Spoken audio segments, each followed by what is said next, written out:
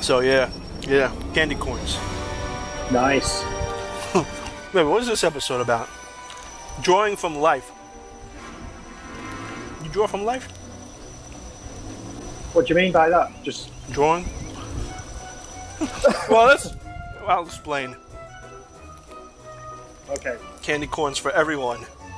Hey, gonna make your mouth.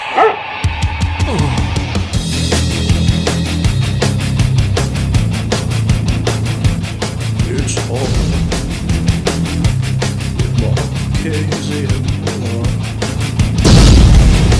It's all with Mark Casey and Buller.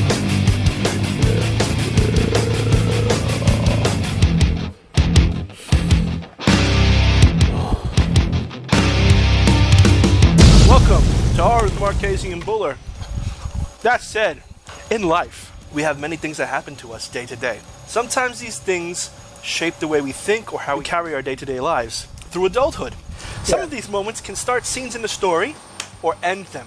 They can add realism to a story by making it ring true that much more with a reader or a movie watcher. But, like how cartoon movies are much better than the TV counterparts, do we save these moments for our novels, or do we use them in short stories? Or do we throw the best out there and worry about creating better stories later on? Because, sometimes you want, oh man, this is such a good nugget of whatever. I want to save it for when I put out my novel or for this story. But you know what? You should really throw it out now because you don't know if that's going to be the thing that pops you into stardom. And then worry about what you're going to do next. You want to get that one story out there that makes you, start. There's a plethora of content in life. Some people have more than others, but life is a smorgasbord of content for stories. What do you think, Gary?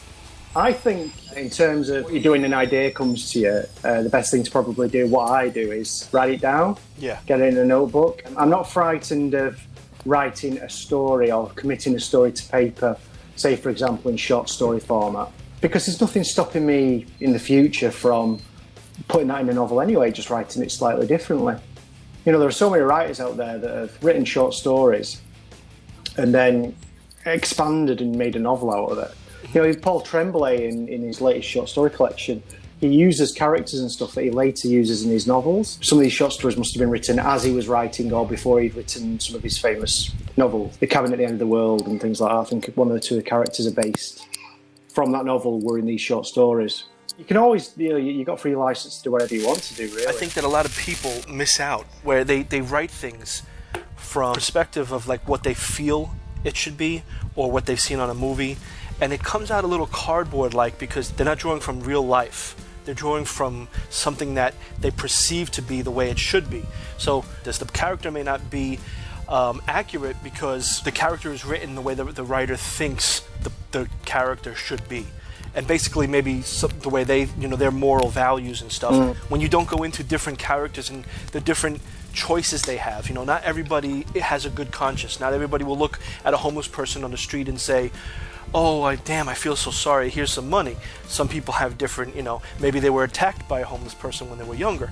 Maybe they understand that if you give money to a homeless person, they're going to keep doing it and then there'll be more. It could be many different ways, and they may not be something good for society. People may go, oh, you're a But when the person's reading it, when they're quiet and they're reading that book, they're going, man, I relate to this. I just don't want to, maybe I don't want to say it, or maybe I do want to say it. I could care less, but when things ring true is when you, I think, capture your audience. As a reader and a writer, I can see that, yeah, there are subjects that are taboo. It's better when the message can be universal, stand the test of time, instead of just be for that time period, because then it kind of dates your work. And you really want your work to be dated because maybe next generation you want to read it, and the next generation after that. And then even after you're gone, maybe you can still be read. There's so many great writers that you can still read them today, and it's pertinent to what, the subjects that are happening. It's like, I've been watching he just finished actually the new series of The Handmaid's Tale. The Margaret Atwood series. And the original book is timeless. It carries such weighty ideas, which are still applicable now. On that note, do you think that stories are better when real life instances are injected into them, or do you feel that anything, as long as you're cranking them out, any old story will do? Gary would like to know. I would. See you next time. See you next time. I love you.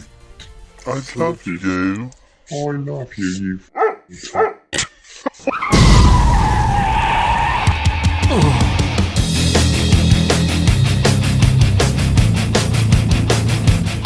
It's all with Mark Casey and Paula. It's all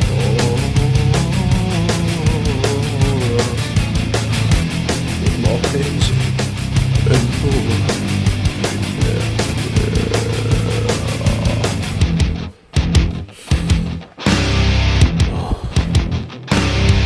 Gary. Yes. I don't even know why I said that. What about from Bentley Big? I think it's Bentley Little. I think. Yeah, Bentley medium size. Oh shoot! I totally forgot. What, the grind? Oh jeez. Oh my god.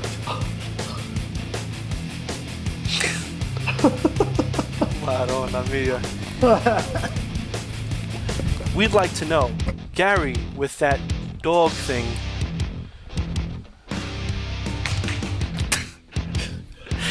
I have an idea in the back of my mind for a novel that I'd like to write. Harry, our day-to-day lives. Exactly. Howie Gary, the day-to-day life. Yes. Some of some of these moments can start scenes in a story. Wow, that thing's like a plane. I was like, it reminded me of being on a plane. Yeah. Like just before it goes off, it's like.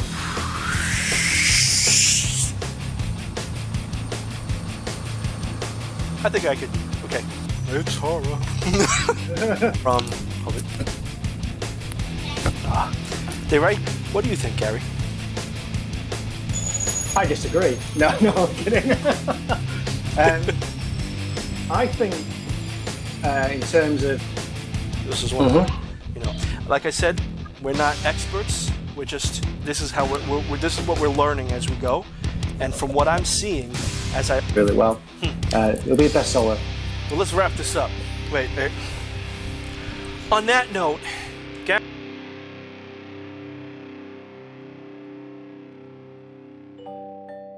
I think I did a blog post about this. So yeah, candy corns. Nice. It's going into overdrive now. It'll be done in 7 minutes. Wait, what is this episode about?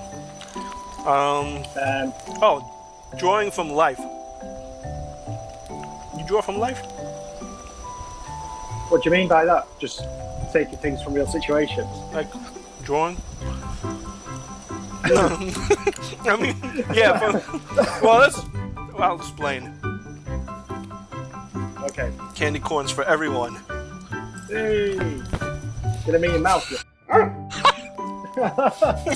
Gary's drinking that. What was that? Desperado. Desperados. I've not done this for a while actually. Beer of the week. I have had Desperados before, so I might have already covered this. It's a tequila beer. It's 5.9% by volume, so it's quite strong. But it's really tasty. They do it in bottles over here, very similar to Corona, like the Corona bottles. Yeah. But I have to turn my voice up a bit because the washing machine's throbbing away in the background here. But this one's tequila flavoured, and they'll taste a lot nicer in cans. Oh. So you couldn't drive after one of these. It's very strong. That's strong. But it's tasty. If you're pregnant or if you're driving, do not. Oh wow, those are serious. Wait, go to the other side. Go to the other side. Wait, that's a skeleton. Oh no, I thought I saw. No, it's not. I was like, whoa, I don't want to drink that now. And hopefully Zevia will sponsor us one day. One day. Because YouTube's not paying us, man. No. They're not paying us. So, and I believe in, if you want to make a point, do it in your artwork. Because I've seen in the old days, you listen to some great songs and read some great books, and you're like, damn, I love these books. But if you dig a little deeper, they meant something more. And they're timeless, right? So it's not the person coming out and saying, I hate this one and I hate that one, right? It's a timeless